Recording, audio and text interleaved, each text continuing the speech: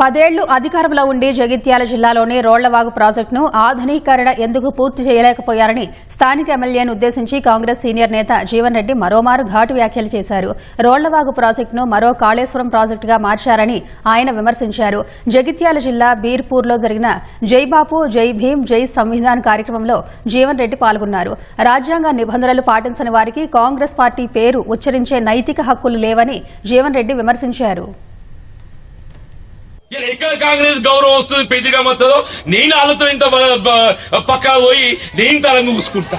10 ఏళ్ళు మొత్తం బీర్లు ఒక్క ఇల్లు పెట్టినారబ్బా.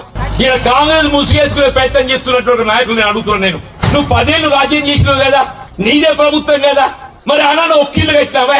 10 ఏళ్ళు రాజ్యం చేసి ఒక ఇల్లు కట్టలేనోడివి ఇలా కాంగ్రెస్ పార్టీ ఆలోచన విధానానికి అనుగుణంగా ఇల్లు లేని నిరుపేద వర్గాలకు అందరినీ గృహ నిర్మాణ సముదాయం కల్పించి అందరు ఇంకో ఇంట్లో చేయాలని సంకల్పిస్తుంటే నేను తరంగా చూసుకుంటా.